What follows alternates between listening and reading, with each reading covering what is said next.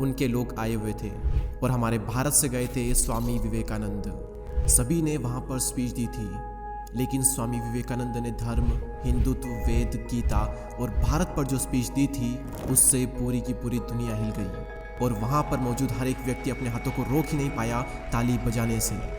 जब मैंने Steve jobs की स्टैनफोर्ड स्पीच पर यह लिखा था कि विश्व की सबसे बेहतरीन स्पीच, तो उस वीडियो पर मुझे कई लोगों ने कमेंट किया था कि हमारे लिए विश्व की सबसे बेहतरीन स्पीच है स्वामी विवेकानंद की, जो कि उन्होंने दी थी शिकागो विश्व धर्म सम्मेलन में।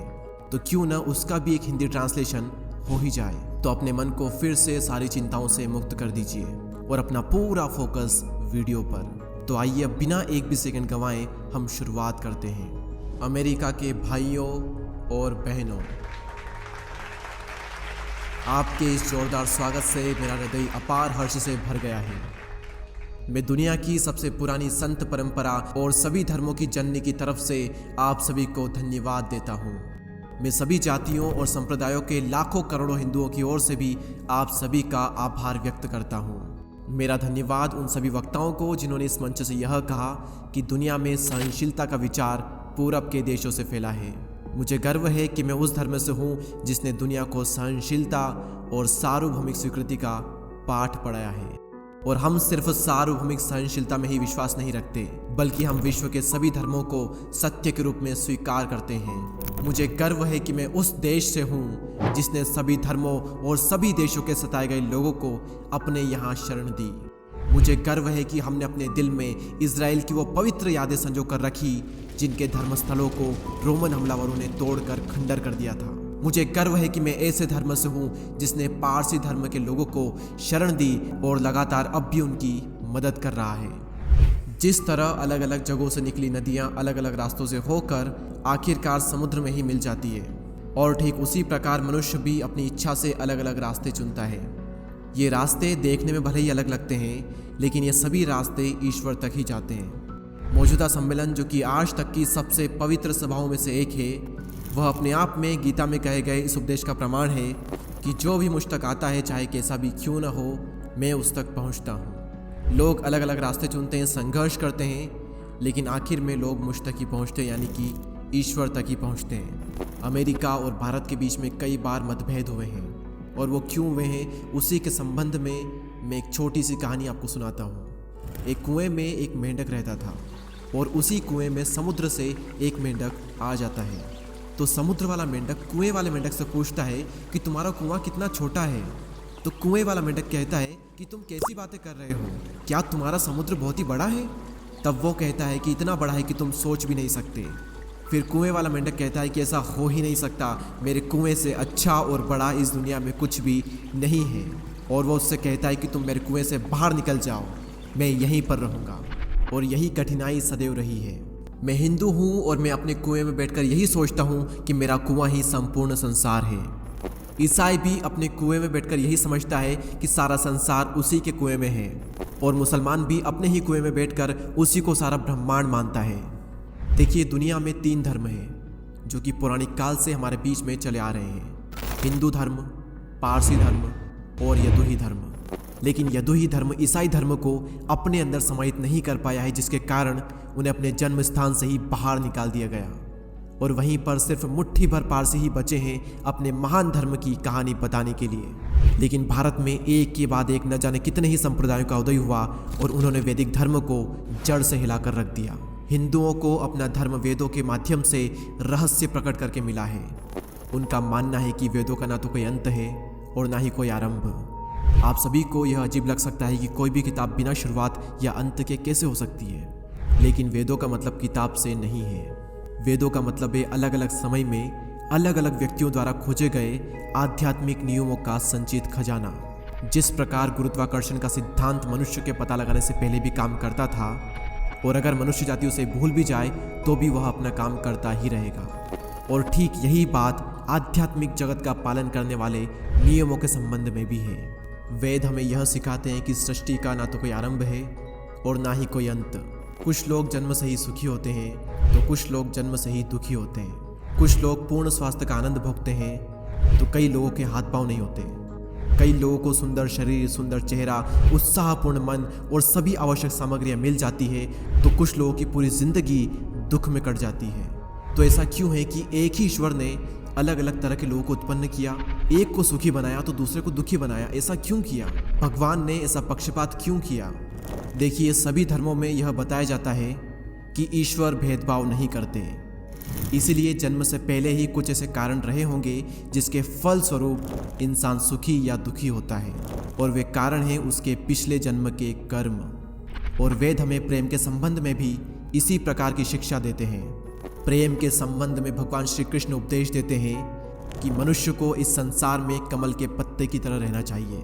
कमल का पत्ता जैसे पानी में रहकर भी उससे भीगता नहीं, उसी प्रकार मनुष्य को संसार में रहकर उसका हृदय ईश्वर में लगा रहे और हाथ कर्म में लगा रहे। इस लोक में या परलोक में पुरस्कार की आशा से ईश्वर से प्रेम करना कोई बुरी बात तो नहीं है, लेकिन केवल प्रेम के लिए ही ईश्वर से प्रेम करना सबसे अच्छा है। भगवान से केवल यही प्रार्थना करनी चाहिए कि हे भगवान, मुझे न तो संपत्ति चाहिए, न संतति, न ही विद्या। केवल इतना ही दे दे कि मैं फल की आशा छोड़कर तेरी भक्ति करूं और केवल प्रेम के लिए ही तुझ पर मेरा निस्वार्थ प्रेम हो। और मैं आपको एक बहुत ही कमाल की छोटी सी कहानी सुनाना चाहता हूँ। श्री कृष्ण के शिष्य युधिष्ठिर एक समय सम्राट थे, लेकिन उनके शत्रुओं ने यानी कौरवों ने उन्हें सिंहासन से निकाल दिया और अपनी पत्नी और भाइयों के साथ उन्हें हिमालय के जंगलों में रहना पड़ा। और वहाँ पर उनकी पत्नी द्रौपदी ने उनसे पूछा कि आप इतने श्रेष्ठ पुरुष हैं, मनुष्यों में सर्वोपरि पुण्यवान होते हुए भी आपको इतना दुख क्यों सहना पड़ रहा है? और तभी युधिष्ठिर ने उत्तर दिया कि महारानी देखो, यह हिमालय कितना भव्य और सुंदर है, मैं इससे बहुत ही प्रेम करता हूँ। ये हिमालय मुझे कुछ नहीं देता, लेकिन मेरा स्वभाव ही ऐसा है कि मैं भव्य और सुंदर वस्तुओं से प्रेम करता हूँ, और इसी कारण मैं इस हिमालय से प्रेम करता हूँ। प्रेम करना मेरा स्वभाव है और मैं इसलिए ईश्वर से प्रेम करता हूँ। मैं किसी बात के लिए प्रार्थना नहीं करता, मैं उससे कोई वस्तु नहीं मांगता, उसकी जहाँ इच्छा हो मुझे रखे। मैं सभी अवस्थाओं में केवल प्रेम करूँगा और मैं प्रेम से कोई सौदा नहीं कर सकता। अब हम दर्शन की अभिप्साओं से उतरकर ज्ञान रहित लोगों के धर्म की ओर आते हैं। और यहाँ पर मैं आपको पहले ही बता दूं कि भारतवर्ष में अनेकेश्वरवाद नहीं है और न एक देववाद से इस स्थिति की व्याख्या की जा सकती है, क्योंकि गुलाब को चाहे दूसरा कोई भी नाम क्यों न दे दो, उसकी सुगंध वैसी ही रहेगी। केवल नाम से व्याख्या नहीं की जा सकती। और बचपन की एक बात मुझे यहाँ पर याद आती है कि एक ईसाई मनुष्यों की भीड़ में खड़ा होकर अपने धर्म का उपदेश दे रहा था, और बातों ही बातों में वह हिंदुओं से कह गया कि अगर मैं तुम्हारी देव मूर्ति को एक डंडा लगाऊं तो वो मेरा क्या कर सकती है? तभी वहाँ पर खड़े हुए एक शख्स ने उत्तर दिया कि अगर मैं तुम्हारे ईश्वर को गाली दे दूं तो वो मेरा क्या कर सकता है? तभी उस ईसाई ने कहा कि वह मरने के बाद में तुम्हें सजा देगा। तभी वो हिंदू तन कर बोल उठा कि ठीक उसी तरीके से जब तुम मरोगे तो हमारी देव मूर्ति तुम्हें भी कठोर दंड देगी। और यहाँ पर मैं जो कहने वाला हूँ उसे ध्यान से सुनिएगा। अंधविश्वास मनुष्य का महान शत्रु है, लेकिन कट्टरता तो उससे भी बढ़कर है। और एक बात मैं आपको अवश्य बता दूं कि भारतवर्ष में मूर्ति पूजा कोई जघन्य बात नहीं है, वह कोई व्यभिचार की जननी नहीं है, बल्कि वह अविकसित मन के लिए उच्च आध्यात्मिक भाव को ग्रहण करने का एक उपाय है। अवश्य ही हिंदुओं में भी कई सारे दोष हैं, लेकिन ध्यान रखिए कि उनके दोष अपने ही शरीर को उत्पीड़ित करने तक सीमित है। वे कभी भी अपने पड़ोसियों का गला काटने नहीं चाहते। एक हिंदू भले ही चिता पर अपने आप को जला डाले, लेकिन वह विधर्मियों को जलाने के लिए कभी भी अग्नि प्रज्वलित नहीं करेगा। और यहाँ पर बैठे हुए सभी ईसाइयों से मैं कुछ कहना चाहता हूँ। ईसाइयों को सदैव अपनी आलोचना सुनने के लिए तैयार रहना चाहिए, और मुझे पूरा विश्वास है कि अगर मैं आपकी आलोचना करूँगा तो आप बुरा नहीं मानेंगे। आप ईसाई लोग अपने धर्म प्रचारकों को भेजने के लिए इतने उत्सुक रहते हैं, लेकिन लोगों को भूख से मर जाने से बचाने के लिए आप कुछ क्यों नहीं करते? जब भारतवर्ष में भयानक अकाल पड़ा था तब सहस्त्रों और लाखों हिंदू लोग भूख से ही मर गए थे। तब आप ईसाइयों ने उनके लिए कुछ क्यों नहीं किया? आप हिंदुस्तान में अपने धर्म का प्रचार करते हैं, उनके लिए गिरजाघर बनाते हैं। वहाँ पर लोगों के पास में धर्म की कमी नहीं है। वहाँ पर हिंदुस्तान में लाखों लोग सूखे गले से रोटी के लिए चिल्ला रहे होते हैं। वे हमसे रोटी मांगते हैं और हम उन्हें देते हैं पत्थर। तो भूखे लोगों को धर्म सिखाना क्या उनका अपमान करना नहीं है? और यहाँ पर मैं पहले भी आप सभी से अपने गरीब भाइयों बहनों के लिए सहायता मांगने के लिए आया था, लेकिन मैं समझ गया कि ईसाइयों से और उन्हीं के देश में सहायता प्राप्त करना बहुत कठिन है। अब धार्मिक एकता के विषय में और धर्म के विषय में पहले से ही बहुत कुछ कहा जा चुका है। अब इस समय में इस संबंध में अपना मत आपके सामने नहीं रखूंगा। लेकिन हाँ, अगर कोई यह सोच रहा है कि मेरा उद्देश्य ये है कि एक धर्म की विजय हो और बाकी धर्मों का विनाश हो जाए, तो भाई ऐसा होना असंभव है। क्या मैं ये चाहता हूँ कि ईसाई लोग हिंदू हो जाएं? कदापि नहीं। तो क्या मैं ये चाहता हूँ कि हिंदू और बौद्ध लोग ईसाई हो जाएं? भगवान मुझे ऐसी इच्छा से बचाए। जिस तरीके से भूमि में बीज बो ही दिया है और मिट्टी, वायु तथा जल के साथ में उसका मिलाप करा दिया है, तो क्या वो बीज मिट्टी, वायु या फिर जल बन जाता है? बिल्कुल भी नहीं। वो तो अपनी वृद्धि के नियम के अनुसार वायु, जल और मिट्टी को पचाकर एक पेड़ बनता है। और ऐसा ही धर्म के संबंध में भी है। ईसाई को हिंदू या बौद्ध नहीं हो जाना चाहिए और न ही हिंदू और बौद्ध को ईसाई बन जाना चाहिए। लेकिन हाँ, प्रत्येक को चाहिए कि वह दूसरों के सार भाग को आत्मसात करके पुष्टि लाभ करें और सभी मिलकर वृद्धि करें और इस सृष्टि का कल्याण करें। और अंत में मैं आप सभी से यही कहना चाहूँगा कि इस धर्म महासभा ने जगत के सामने अगर कुछ प्रदर्शित किया है तो वो ये है कि शुद्धता, पवित्रता और दयाशीलता किसी संप्रदाय विशेष की संपत्ति नहीं है और हर धर्म ने श्रेष्ठ स्त्री पुरुषों को जन्म दिया है।